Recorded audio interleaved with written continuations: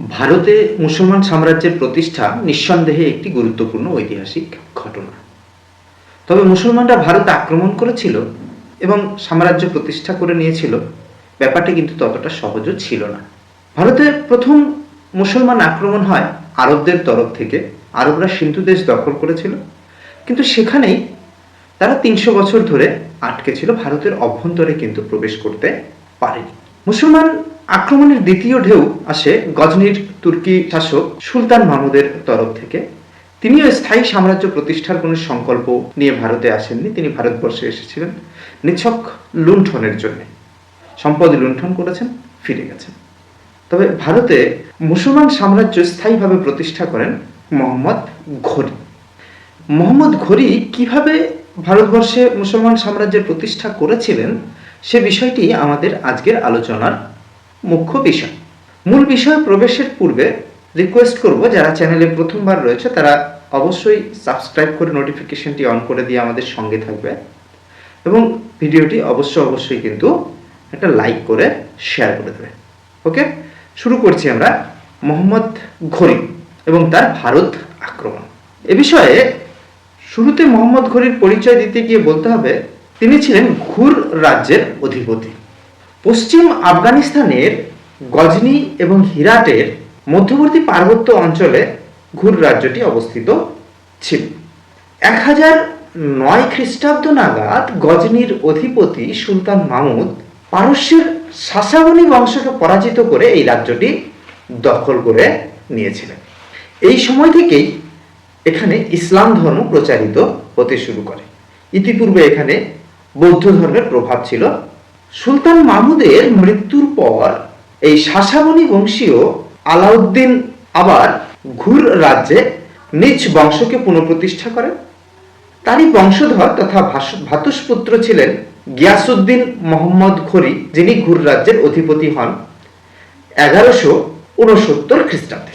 এই গিয়াসউদ্দিন মোহাম্মদ ঘোরির ডান হাত তথা সেনাপতি ছিলেন তার ভাই শিহাবুদ্দিন মোহাম্মদ ঘোরি, যাকে মইজউদ্দিন মোহাম্মদ ঘোরিও বলা হতো।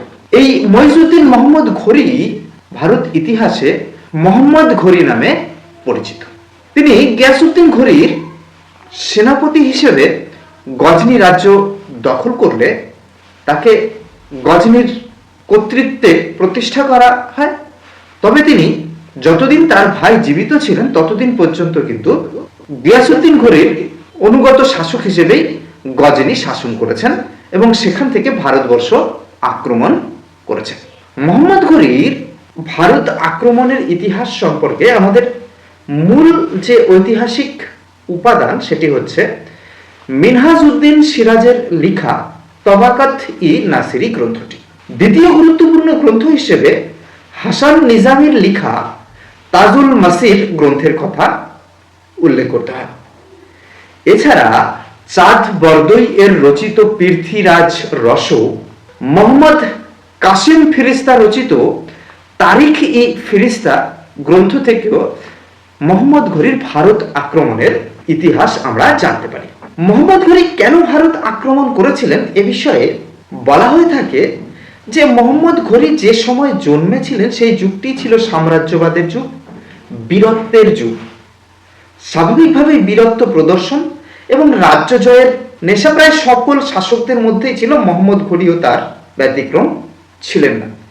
এছাড়া মধ্য এশিয়াতে তার সাম্রাজ্য বিস্তারের প্রধান বাধা ছিল পশ্চিমে অবস্থিত খোয়ারিজম সাম্রাজ্য। স্বাভাবিকভাবে পশ্চিমে বাধা পেয়ে পূর্ব দিকে মোহাম্মদ ঘোরি ভারতের দিকে দৃষ্টি নিক্ষেপ করেন, অর্থাৎ ভারতে সাম্রাজ্য বিস্তারে মনোযোগী হন। মোহাম্মদ ঘোরি প্রথম ভারত আক্রমণ করেন 1175 খ্রিস্টাব্দে। তিনি কারমাথিয়ানদের পরাজিত করে মুলতান দখল করেন। এরপর সিন্ধুর উচ দখল করেন এবং সিন্ধু প্রদেশে তার সেনাপতি নাসিরউদ্দিন কুবাচাকে শাসনকর্তা পদে নিযুক্ত করেন। 1178 খ্রিস্টাব্দে গুজরাট আক্রমণ করলে আনহিলওয়ারা বা পাটনের যুদ্ধে চালুক্য বংশীয় রাজা ভীমদেবের কাছে তিনি শোচনীয়ভাবে পরাস্ত হন এবং প্রত্যাবর্তন করেন। এই পরাজয়ে তিনি উপলব্ধি করেন সিন্ধু মুলতানের পথ ধরে ভারতের অভ্যন্তরে প্রবেশ করা যাবে না, তাকে পথ বদলে পাঞ্জাবের পথে ভারতবর্ষে প্রবেশ করতে হবে। এই ভেবে 1179 খ্রিস্টাব্দে পেশোয়ার, 1185 খ্রিস্টাব্দে শিয়ালকোট, 1186 খ্রিস্টাব্দে লাহোর জয় করেন। এইসব রাজ্য জয়ের ফলে তার ভারত অভিযানের পথ সুগম হয়ে যায়। গজনি থেকে লাহোর পর্যন্ত বিস্তৃত অংশে তার আধিপত্য প্রতিষ্ঠিত হলে তিনি উত্তর ভারতের শক্তিশালী রাজপুত রাজ্যগুলির সম্মুখীন হন। এই রাজপুত রাজ্যগুলির মধ্যে সবচেয়ে উল্লেখযোগ্য ছিল পূর্ব পাঞ্জাব তথা দিল্লি আজমেরের চৌহান বংশীয় রাজা পৃথ্বীরাজ চৌহান। 1191 খ্রিস্টাব্দে মোহাম্মদ ঘোরি চৌহান বংশীয় রাজা পৃথ্বীরাজের বিরুদ্ধে যুদ্ধে অবতীর্ণ হন। পৃথ্বীরাজের আহ্বানে উত্তর ভারতের প্রায় সকল রাজপুত রাজাই মোহাম্মদ ঘোরির বিরুদ্ধে পৃথ্বীরাজের পক্ষে যোগ দিয়েছিলেন। একমাত্র ব্যতিক্রম ছিল কনৌজের গাহরবাল বংশীয় রাজা জয়চাঁদ। যাই হোক, 1191 খ্রিস্টাব্দে স্থানেশ্বরের অদূরে তরাইনের প্রান্তরে দুপক্ষে যুদ্ধ হলে সম্মিলিত রাজপুত বাহিনীর আক্রমণে তুর্কির সেনাদল ছিন্ন ভিন্ন হয়ে যায়। আহত অবস্থায় মোহাম্মদ ঘোরি কোনো ক্রমে ভারত ত্যাগ করেন। মোহাম্মদ ঘোরি কিন্তু এই পরাজয়ের গ্লানি ভুলতে পারেননি। পরের বছর 1192 খ্রিস্টাব্দে এক বিশাল বাহিনী নিয়ে তরাইনের প্রান্তরে আবার উপস্থিত হন। এই যুদ্ধে সম্মিলিত রাজপুত বাহিনী পরাজিত হয়। পৃথ্বীরাজ চৌহান বন্দী হন এবং নিহত হন। তরাইনের যুদ্ধের পর হানসি, সামানা, খুরম ইত্যাদি দুর্গ এবং আজমির মোহাম্মদ ঘোরির হস্তগত হয়। তিনি ভারতের এই যে বিজিত অঞ্চলগুলো, এই অঞ্চলগুলোর শাসনভার তার সেনাপতি তথা কৃতদাস কুতুবউদ্দিন আইবকের হাতে অর্পণ করে গজনিতে ফিরে যান। কুতুবউদ্দিন আইবক অতঃপর মিরাট, রণথম্বর, দিল্লি, আলিগড়, বুলান্দশহর ইত্যাদি জায়গা জয় করেন এবং এই বিজিত রাজ্যের রাজধানী প্রতিষ্ঠা করেন দিল্লিতে। 1194 খ্রিস্টাব্দে মোহাম্মদ ঘোরি আবার ভারতবর্ষে ফিরে আসেন। ফিরে এসেই তিনি কনৌজের গাহরবাল বংশীয় রাজা জয়চাঁদের বিরুদ্ধে অস্ত্র ধারণ করেন। চান্দওয়ারের যুদ্ধে জয়চাঁদ পরাজিত এবং নিহত হন। কনৌজ মোহাম্মদ ঘোরির অধিকারে গেলে সমগ্র দোয়াব অঞ্চলে তুর্কি আধিপত্য প্রতিষ্ঠিত হয়। এরপর মোহাম্মদ ঘোরি বারাণসী আক্রমণ করে প্রায় 1000 হিন্দু মন্দির ধ্বংস করেন এবং লুট করেন সেখানকার প্রচুর ধনরত্ন। 1195 খ্রিস্টাব্দে গোয়ালিয়র দুর্গ জয় করে আবার মোহাম্মদ ঘোরি গজনি ফিরে যান। মোহাম্মদ ঘোরির ফিরে যাওয়ার পর তার নিয়োজিত শাসক কুতুবউদ্দিন আইবক গুজরাট জয় করেন 1197 খ্রিস্টাব্দে। বুলান্দশহর জয় করেন 1201 খ্রিস্টাব্দে। কালিঞ্জর, মাহোবা ও খাজুরাহ তিনি জয় করেন। মোহাম্মদ ঘোরির অপর এক সেনাপতি বখতিয়ার খলজি বিহার এবং বঙ্গদেশে সুলতানি আধিপত্য প্রতিষ্ঠা করেন। যাই হোক, এই বিহার ও বঙ্গদেশে তুর্কি অভিযান এবং তুর্কি আধিপত্য প্রতিষ্ঠা সম্পর্কে আমরা পরের ক্লাসে ডিটেলসে আলোচনা করব।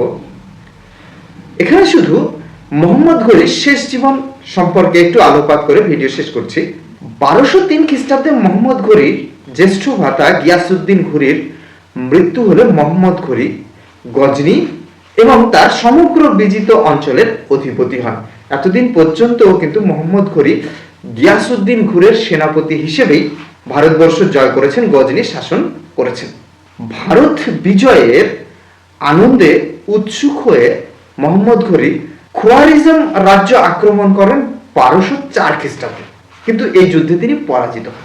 ঘোরির পরাজয়ের সংবাদ ছড়িয়ে পড়লেই মধ্য এশিয়ায় বিদ্রোহ দেখা দেয়। পাঞ্জাবের খোক্কর উপজাতি তার বিরুদ্ধে বিদ্রোহ ঘোষণা করে এবং সাম্রাজ্যে ব্যাপক লুটপাট শুরু করে।